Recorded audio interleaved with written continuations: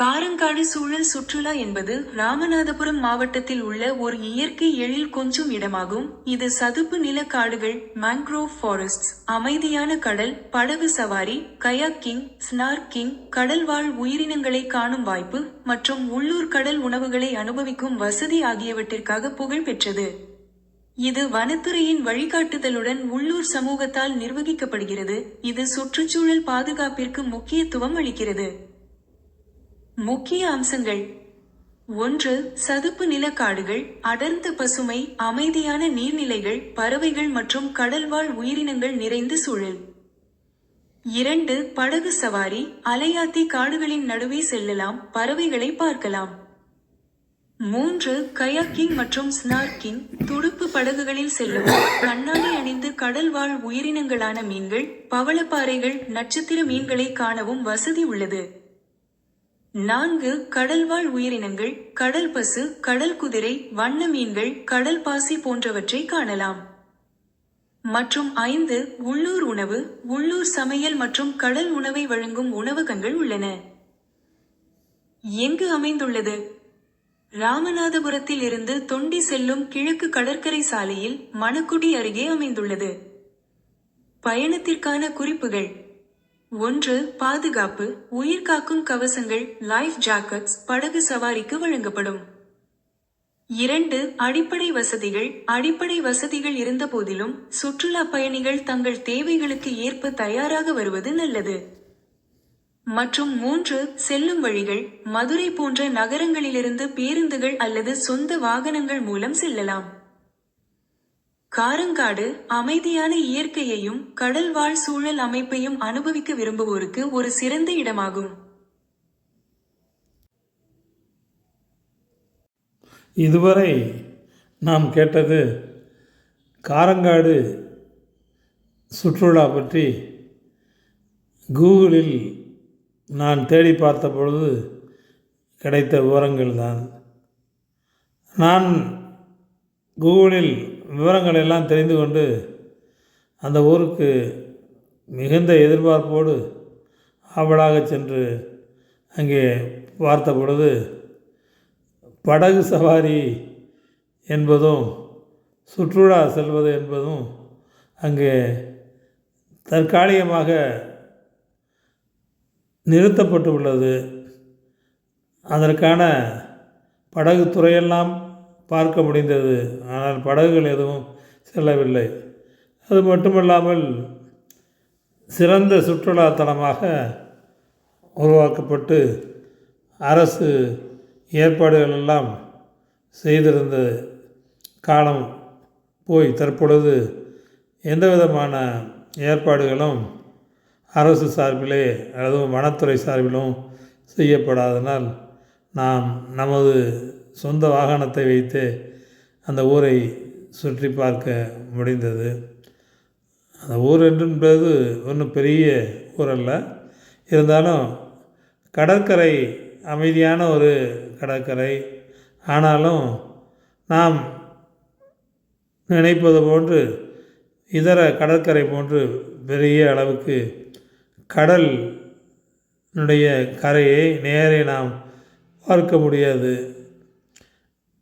அது ஒரு சதுப்பு நில காடாக இருப்பதனால் கடல் உள்வாங்கிய பகுதியிலே படகுகள் சென்று அதற்கு பின்புதான் கடலுக்குள் செல்லும். இந்த காடுகள் எல்லாம் அலையாத்தி காடுகள் என்று சொல்கிறார்கள். இந்த காடுகள் தான் ஏன் கடல் அலையவை ஆற்றக்கூடிய காடுகளாக இருக்கின்றன என தெரியவில்லை. இருந்தாலும் வேறு விதமான விளையாட்டுகள், உணவு வகைகள் கூட நாம் எதிர்பார்த்த மாதிரி அங்கே எந்த விதமான உணவும் கிடைக்கவில்லை. அருமையான அழகான ஒரு ஆலயம், சர்ச்சு ஒன்று இருந்தது. அந்த சர்ச்சுக்கும் நாங்கள் சென்ற பொழுது உள்ளே சென்று பார்க்க முடியவில்லை. கிராமமாக இருப்பதனால் ஏதோ சில குறிப்பிட்ட நேரங்கள் மட்டும்தான் திறந்திருக்கும். இந்த காடு இதெல்லாம் நாம் செல்லக்கூடிய பாதை வழியில் இருக்கக்கூடிய நீர்நிலைகள் தான். இது ஒரு பக்கம். அதே நேரத்தில் அந்த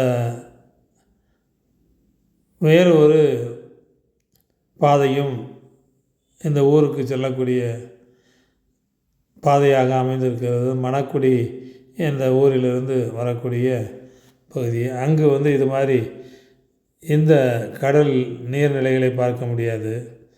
அது வேறு விதமான காட்சிகள் மட்டும்தான் தெரியும்.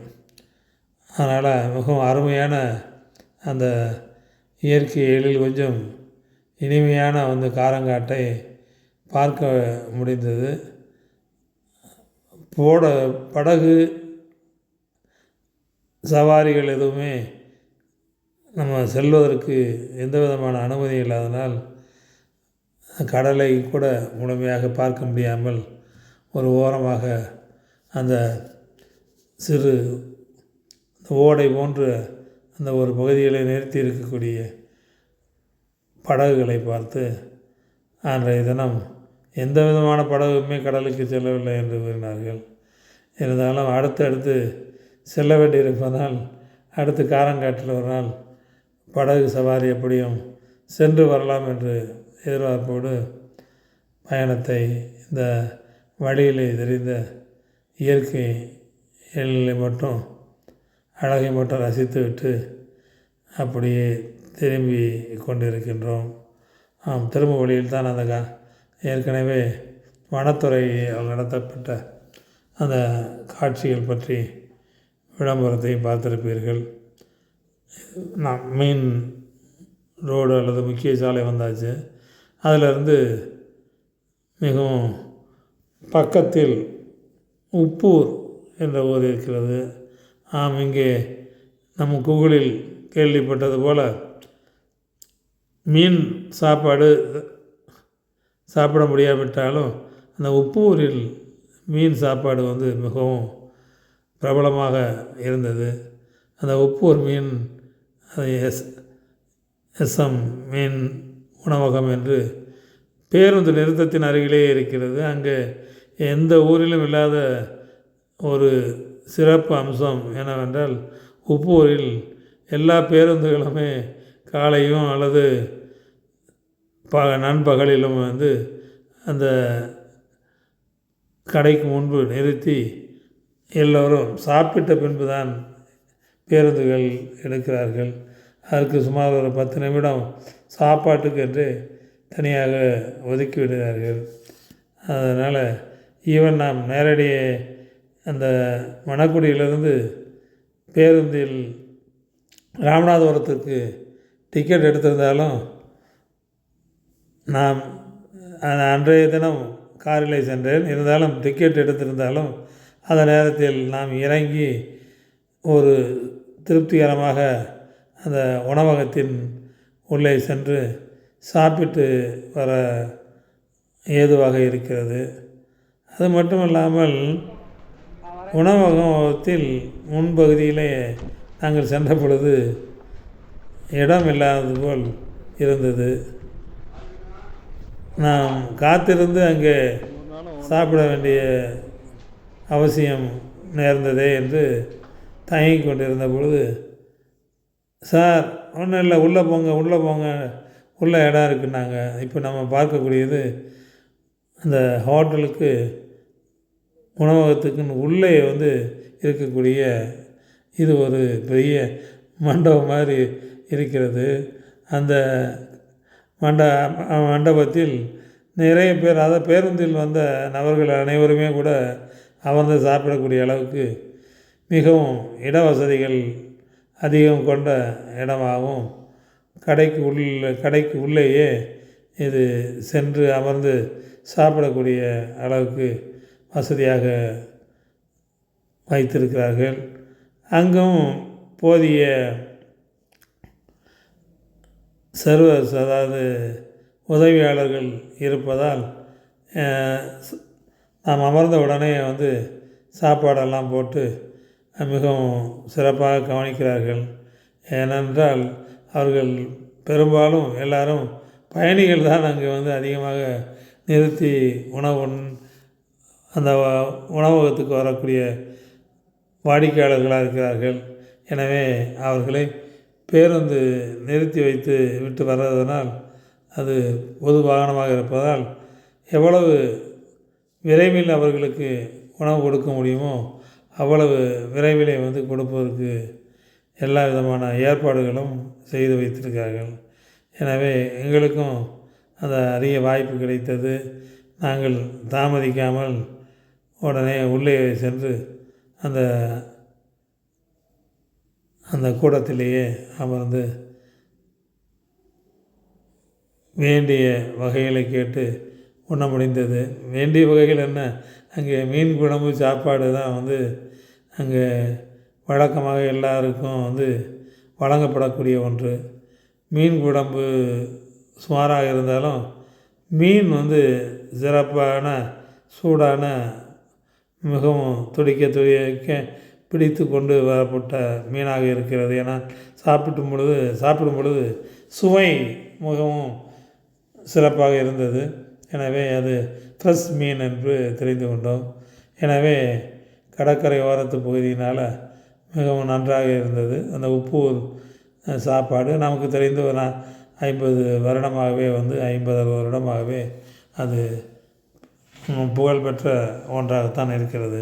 எனவே தான் உப்பூர் வழியாக செல்லக்கூடிய அனைத்து பேருந்துகளும் கட்டாயம் அங்கே நிறுத்தி சாப்பிடுவது என்பது எந்த ஊரிலும் இல்லாத அளவுக்கு இங்கே ஒரு வழக்கமாக நீண்ட நெடுங்காலமாக இருந்து வருகிறது. அங்கே சிறப்பாக நாங்கள் வேறு வாகனத்தில் வந்ததனால் அமர்ந்து நிதானமாக சாப்பிட்டு மேலும் கூடுதலாக ஏதாவது எக்ஸ்ட்ரா இருக்கிறதா என்று கேட்டோம். பெரும்பாலும் பெரிய அளவுக்கு அதில் மீன் வகைகள் மட்டும் சீ ஃபுட்ஸ் மட்டும் அதில் சப்ளை பண்ணுறதுனால சைவ சாப்பாடும் தனியாக தர்றாங்க. அதனால் இந்த சீ ஃபுட்டோட மீன்களோட மேலும் இறால் இன்னொரு எக்ஸ்ட்ரா ஐட்டங்களும் ஓரளவு கொடுத்துருந்தாங்க.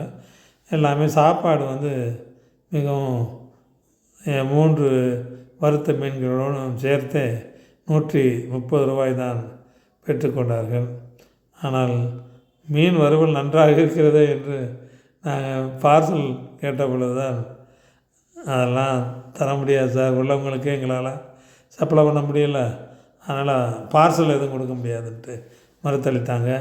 அதுக்கு பின்னாடி இந்த உப்பூர் முடிச்சுட்டு வெளியில் வீடு திரும்பும்போது ஆர்எஸ் பங்களா வழியில் வர்றதுக்காக வந்தோம். அந்த வழி எல்லாமே இப்போது ஓரளவு மழைக்காலம் முடிந்ததாலும் அல்லது பயிர்களெல்லாம் நல்லா விளைந்து பார்ப்பதற்கு மிகவும் அருமையாக இருந்தன. அது மட்டும் இல்லாமல் சாலை இருபுறமும் பசுமையாகவும் பார்ப்பதற்கு நல்ல அழகிய தோற்றமும் தெரிந்தது. அதிலும் பாருங்கள், அந்த குடி தண்ணீரை ஒருத்தர் தள்ளு வண்டி வைத்து தள்ளிக்கொண்டு செல்லக்கூடிய நிலை இன்றும் இருந்து வருகிறது. எவ்வளோதான் தண்ணீர் இருந்தாலும் அந்த மழை நீரை பிடித்து கூட சேகரித்து அதை குடிக்கக்கூடிய காலகட்டங்கள் இன்னும் சேரவில்லை. எல்லாருமே சில இடங்களில் மட்டுமே இருக்கக்கூடிய நல்ல தண்ணீரை நீண்ட நெடுந்தூரம் சென்று பிடித்து சமைத்து சாப்பிடுகிறார்கள். அது மட்டும் இல்லாமல் இன்னும் சில இடங்களில் தள்ளு வண்டியிலே போய் ஆர்வ தண்ணீரையுமே நம்ம சுத்திகரிக்கப்பட்ட தண்ணீரையுமே அந்த பானைகளில் போய் பிடிச்சிட்டு பயன்படுத்துகிறாங்க.